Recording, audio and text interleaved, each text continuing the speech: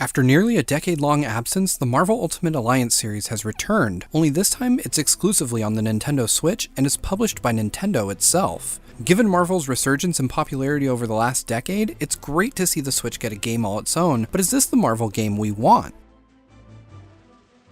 I went into Marvel Ultimate Alliance 3 with low expectations. When I played it at E3 this year, it didn't really impress me. In fact, I was expecting not to enjoy it in the least, but I was surprised to find that in the comfort of my own home, it held up far better than on the noisy show floor. Ultimate Alliance 3 is a lot like previous games in the series from a gameplay standpoint. If you haven't played one of them before, the quickest way to describe it is like a Marvel take on Diablo. It's a squad-based 3D beat-em-up with the camera fixed overhead for most of the action.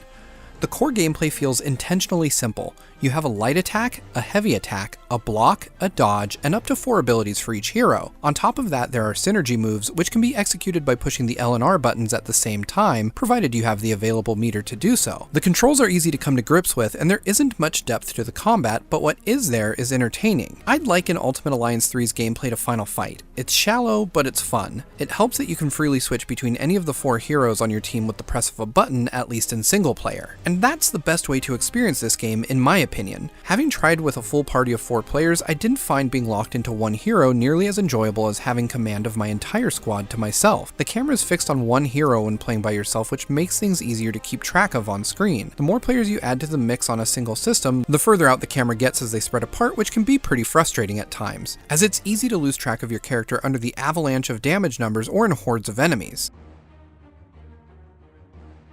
The story lies somewhere between Marvel's comic book and cinematic universes. From the beginning, you find all 6 Infinity Stones before the Black Order appears to steal them from you in Thanos' name. This sends you on a chase across the Marvel universe to find them and keep them out of the Mad Titan's clutches. I can't tell you how it ends, but it diverges wildly from the storyline that you're probably expecting. The story is what kept me coming back to the game, even though some sections I didn't really enjoy from a gameplay perspective. I'm not allowed to discuss some of the game's best parts as they take place later on, but the introduction of new characters with each passing level and the chase to find the Infinity Stones before the Black Order was interesting enough to keep me playing. Seeing the comic book versions of villains was a treat, and the boss battles, which typically included some unique mechanic, kept things feeling somewhat fresh. After a while, however, the game's mechanics begin to feel monotonous. I found myself hoping I'd find another Infinity Stone at the end of each level to get closer to the end of the campaign. If every level that didn't end with finding a stone and moving the story forward were removed, the game would feel a bit better paced, and the fatigue of repeating the same dodge, attack, ability, repeat loop wouldn't set in quite as quickly as it does. By the end of the game, I was only continuing because I was enjoying the cutscenes between levels, rather than playing because I enjoyed what was happening when I had control of the action.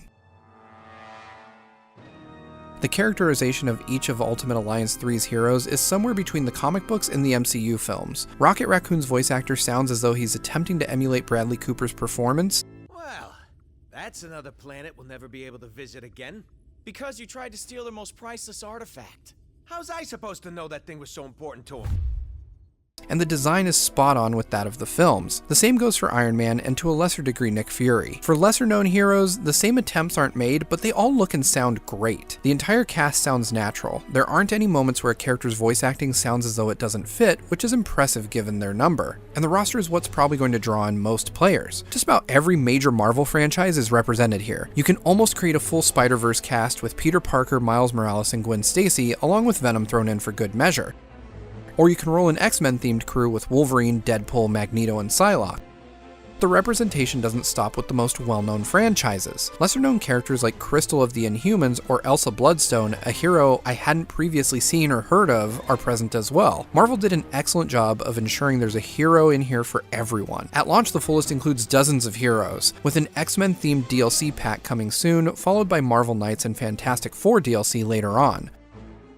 The majority of heroes are unlocked by playing through the main story, with a handful locked behind Infinity Rift challenges. While I enjoyed the variety in the lineup, I found myself gravitating toward a handful of heroes that I knew and liked. That isn't really a bad thing.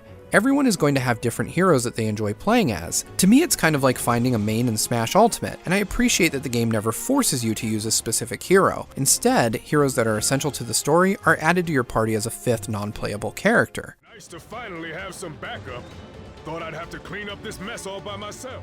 Despite having an incredibly diverse roster, mechanically all heroes control the same way, though they aren't all created equal. Heroes with travel abilities like Spider-Man's web swinging or Captain Marvel's flight have an advantage in dealing with ground-based attacks, and some of their normal attacks, like Iron Man's rapid-fire repulsor shots, can feel a bit overpowered.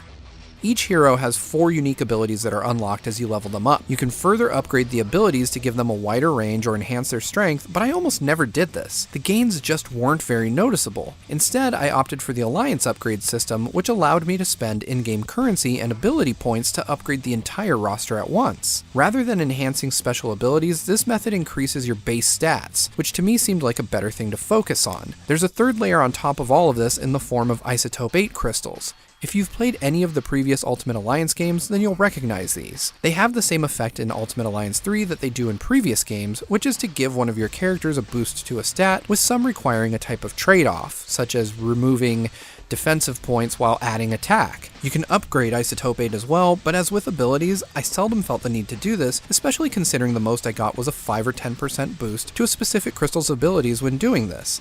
Finding the crystals is usually a matter of scouring each level for hidden boxes just off the beaten path. With a little bit of searching around, you can also locate Infinity Rifts.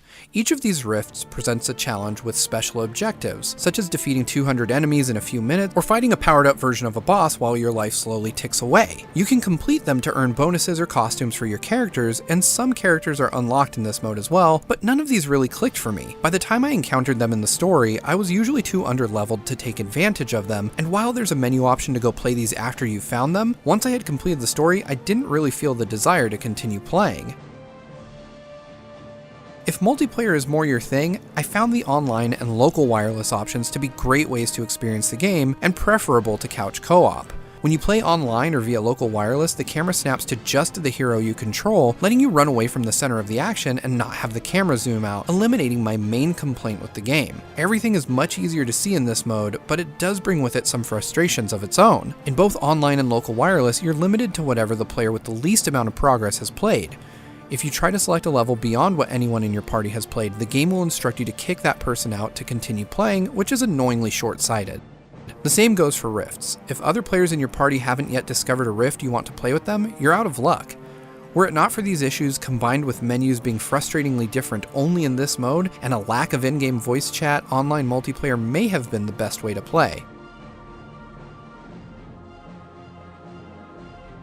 Visually, Ultimate Alliance 3 looks fine.